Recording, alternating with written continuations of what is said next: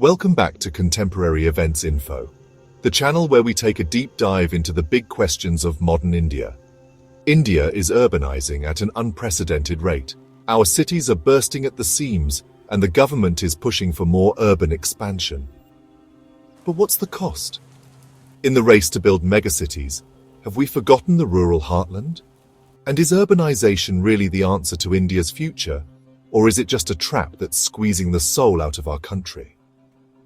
Stick around. Like, share and subscribe for more critical takes on contemporary events in India. India is the second most urbanized country in the world, and by 2031, over half the population is projected to live in cities. On paper, that's a sign of progress. It's growth, development, and modernization. But let's take a closer look at the reality. Traffic jams, slums, polluted air, and overcrowded schools. Cities like Mumbai, Delhi, and Bengaluru are struggling to keep up with the onslaught of people, and they're failing. Is expanding cities really a solution, or are we just creating chaos and gridlock on a larger scale? Let's zoom out, away from the glitter of urban development. India's rural areas, the backbone of its economy, are being neglected. The crisis here is real. Agricultural land is shrinking, villages are being abandoned, and youth are migrating to cities in search of opportunities. We've seen farmer suicides rise, land degradation, and lack of infrastructure in these villages. Despite contributing 40% of the GDP, rural India often receives less than 10% of investment. Is this the India we're neglecting, and how long before it implodes?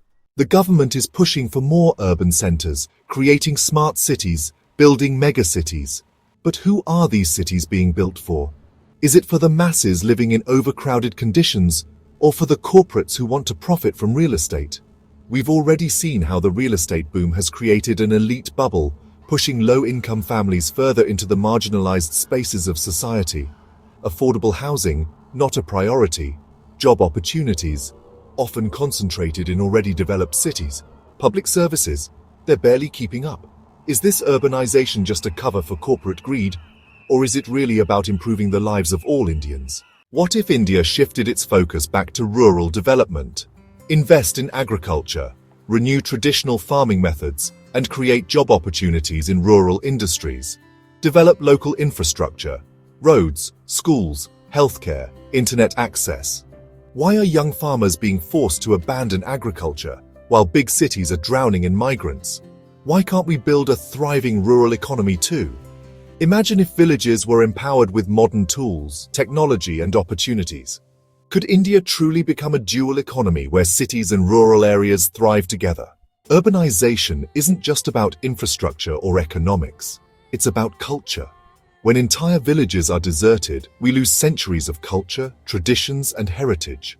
From food to language to lifestyle, rural areas have always been the cultural hub of India. But as cities expand and people move to urban areas, they lose touch with their roots.